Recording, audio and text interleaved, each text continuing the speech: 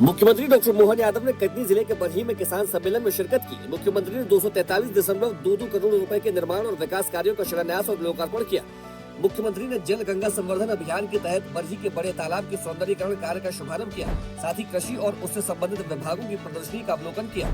मुख्यमंत्री ने प्रधानमंत्री कृषक मित्र योजना, प्रधानमंत्री कृषि सिंचाई योजना, रिस्पॉन्सिबल टूरिज्म, होम स्टे समेत कई योजनाओं के हितग्राहियों को हितलाभ भी बांटा। इससे पहले सीएम बरही के बड़े तालाब से श्री विजयनाथ धाम मंदिर प्रांगण सभा स्थल तक आभार रैली में शामिल हुए। सच में किसान सम्मेलन, इतनी प्रकार की प्रदर्शनी, अलग अलग क्षेत्र के अलग अलग प्रकार के उन्नत किसान और किसान को खेती में भी उन्नत तरीके से खेती कराने के लिए खेती लाभ का धंधा बने। मुख्यमंत्री डॉक्टर मोहन यादव ने कटनी जिले के बरही में श्री विजयनाथ धाम मंदिर में भगवान भोलेनाथ के दर्शन पूजन किए। सीएम ने सभी प्रदेशवासियों की सुख समृद्धि और आरोग्यपूर्ण जीवन की कामना की। मुख्यमंत्री डॉक्टर मोहन यादव ने मुख्यमंत्री निवास से वीडियो कॉन्फ्रेंसिंग से शुजालपुर में मुख्यमंत्री कन्या विवाह निकाह योजना में सर्वधर्म सामूहिक विवाह सम्मेलन में हिस्सा लिया। सीएम ने सभी नव दंपतियों को शुभकामनाएं दी और उनके सुखी, समृद्ध और मंगलमय दाम्पत्य जीवन की कामना की। सीएम ने कहा कि सामूहिक विवाह सामाजिक एकता का प्रतीक है। प्रदेश सरकार सभी बेटियों के सम्मान, सशक्तिकरण और सामाजिक सुरक्षा के लिए संकल्पित है। मुझे इस बात का आनंद है कि सामूहिक विवाह को बढ़ावा देना ही चाहिए।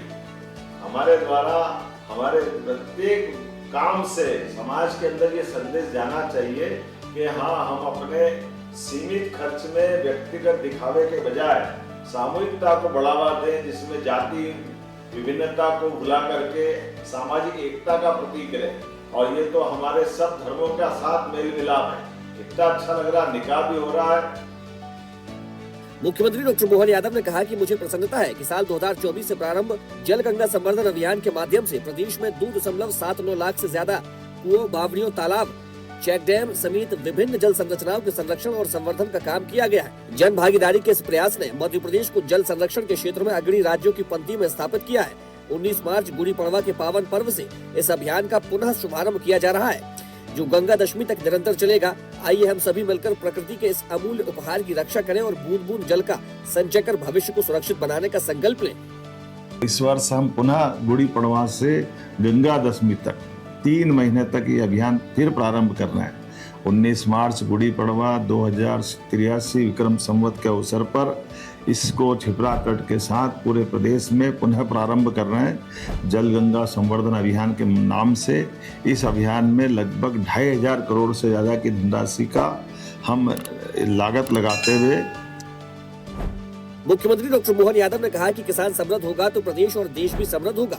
सीएम ने कहा कि वर्ष 2026 को हमने किसान कल्याण वर्ष के लिए समर्पित किया है।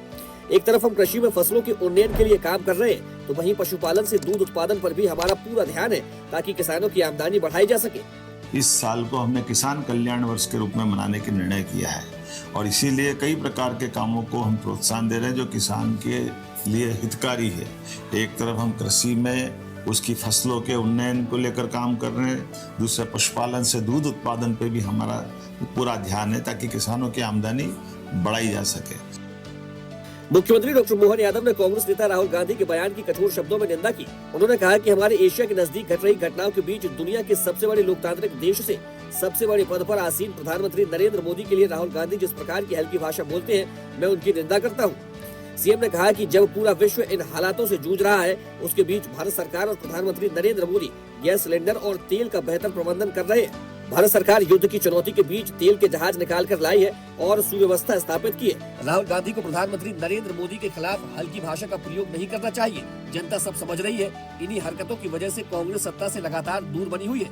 यशस्वी प्रधानमंत्री के लिए भी जिस प्रकार से हल्की भाषा राहुल गांधी बोलते हैं, मैं उनकी निंदा करता हूँ। और जब पूरा देश इस वैश्विक हालात से जूझ रहा है, ऐसे में गैस सिलेंडर को लेकर के जितने अच्छे प्रबंधन माननीय मोदी जी, माननीय भारत सरकार कर रही है कि आज उतनी चुनौती के बीच में जहाज तेल के निकाल के लाना, सुव्यवस्था स्थापित करना, ऐसे में कांग्रेस और कांग्रेस के नेता जिस प्रकार का ये षड्यंत्र कर रहे हैं, जनता सब जानती है और इसी कारण से ये लगातार सत्ता से दूर भी है।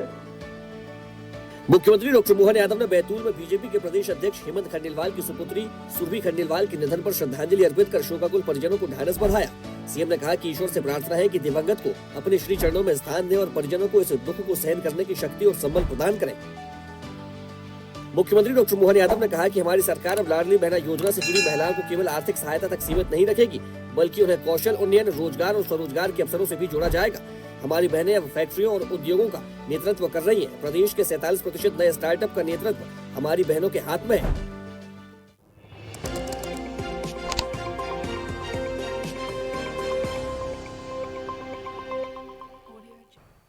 ऐसे ही वीडियोस के लिए लाइक करें, शेयर करें, फॉलो करें। YouTube पर जाकर सब्सक्राइब कर बेल आइकन दबाना ना भूलें और ताजा अपडेट्स के लिए swedeshlive.com पर जरूर जाएं।